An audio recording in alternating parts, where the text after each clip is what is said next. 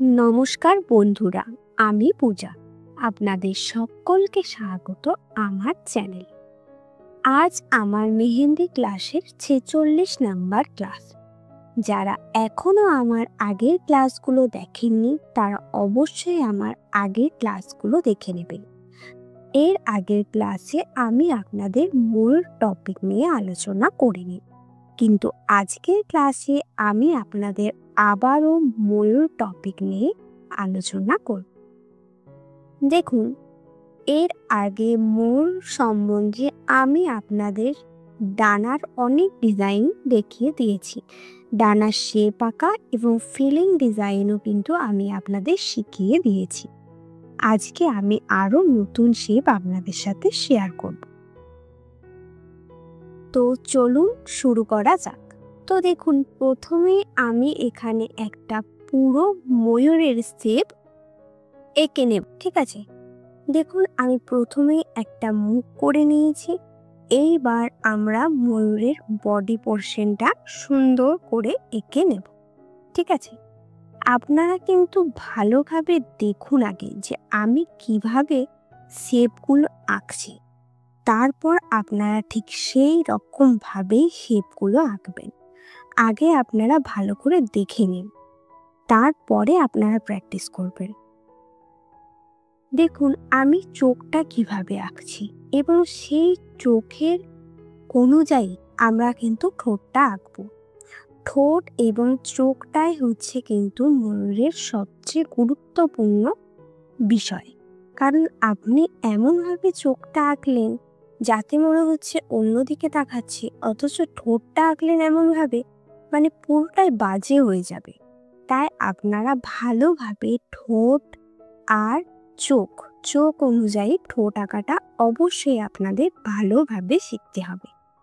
ঠিক আছে, চোখের যেদিকে আঁকবেন ঠিক তার সামনের দিকের থেকে যে রকমভাবে চোখটা দেখাবে মনে হবে যে আমি এইদিকে দেখাচ্ছি চোখটা, ঠিক সেই অ্যাকর্ডিং ঠোঁটটা আঁকবেন। দেখুন আমি প্রথমেরটা কিভাবে এঁকেছি এবং সেকেন্ডেরটা আমি কিন্তু কিভাবে আঁকছি।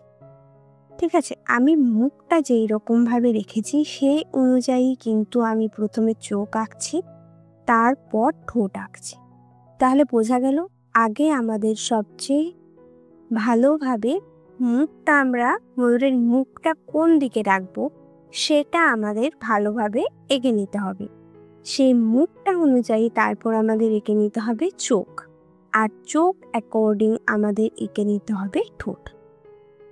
আশা করি আমি বোঝাতে পেরেছি যে কোন জিনিসগুলো আমাদের ভালোভাবে দেখতে হবে তারপর আঁকতে হবে। আপনারা খুব ভালোভাবে আগে দেখে নেন, তারপর আপনারা প্র্যাকটিস করবেন।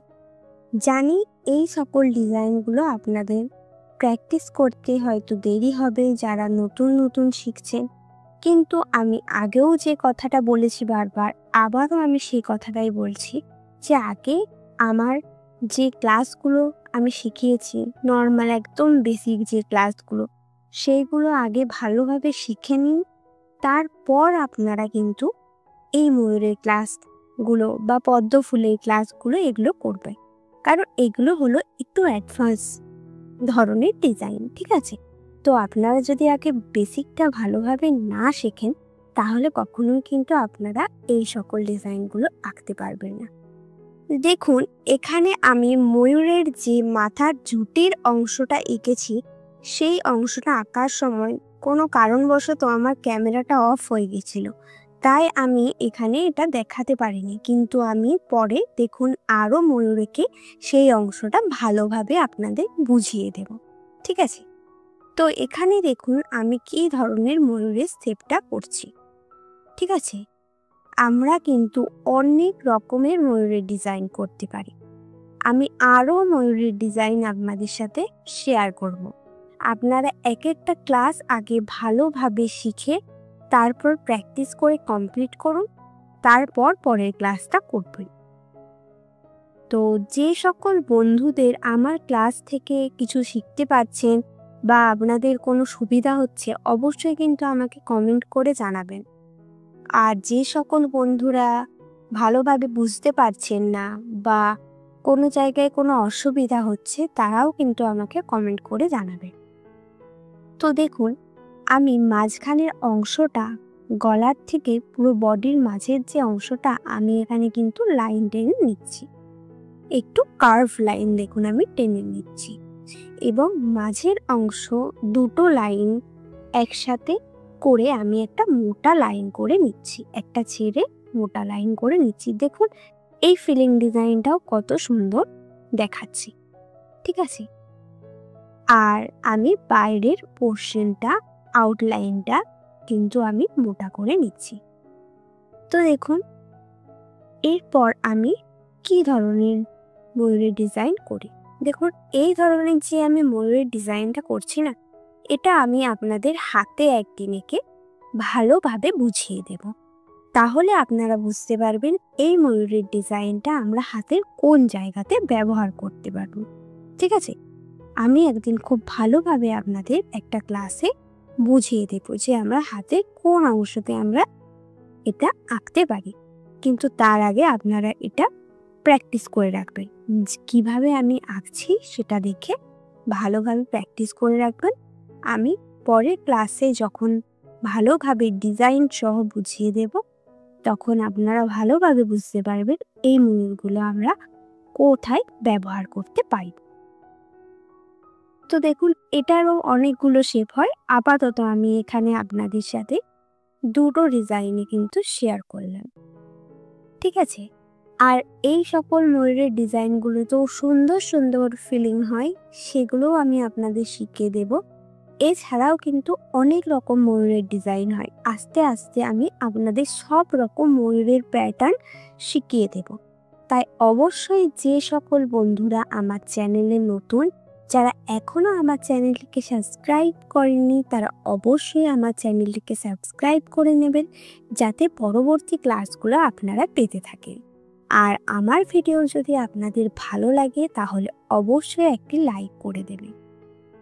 তো দেখুন, এইখানে আমি ময়ূরের ডিজাইনটা কী রকম করলাম। দেখুন, এই ময়ূরের ডিজাইনটা কিন্তু আলাদা করেছি, এবং মাথার ঝুঁটিটা আমি ঠিক কী রকম করে আঁকছি আপনারা নিশ্চয়ই দেখলেন, ঠিক আছে। দেখুন, এখানে আমি একরকম করেছি, আর উপরেরটাতে আমি আরেক রকম করলাম। এখানে শুধুমাত্র পাতা আমরা যেভাবে আঁকি, একটা পাতার মতন করে দিলেও কিন্তু দেখুন সুন্দর হচ্ছে। একটু এদিক ওদিক করে শুধু ঘুরিয়ে দিতে হবে। দেখুন, ভালোভাবে আশা করি বুঝতে পারলেন। আপনারা হয়তো ভাবতে পারেন আমি আজকের ক্লাসে শুধু এইটুকু মাত্র ডিজাইন আপনাদের সাথে কেন শেয়ার করলাম, কিন্তু দেখুন এখানে যে কটা আমি ময়ূরের শেপ আপনাদের সাথে শেয়ার করেছি, প্রতিটা কিন্তু প্রতিটার থেকে আলাদা, ঠিক আছে, এক কিন্তু নয়।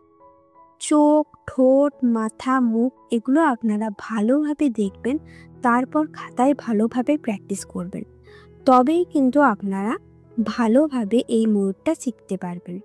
তাই জন্য আমি আপনাদের আজ কম শেখালাম। এর পরের ক্লাসে আমি আপনাদের আরও কয়েকটা নতুন ডিজাইন শিখিয়ে দেব। আজকের ক্লাসটা আমরা এতটা পর্যন্তই রাখছি। আবার পরের ক্লাসে আপনাদের সাথে খুব তাড়াতাড়ি কথা হবে। যদি কারো কোনো অসুবিধা থেকে থাকে অবশ্যই আমাকে কমেন্ট করে জানাবেন, এবং মূল টপিকের পর আপনারা কি শিখতে চাইছেন সেটাও আমাকে কমেন্ট করে জানাতে পারেন। আমি চেষ্টা করব সেই জিনিসটা শিখিয়ে দেওয়ার। সকল বন্ধুদের অসংখ্য ধন্যবাদ।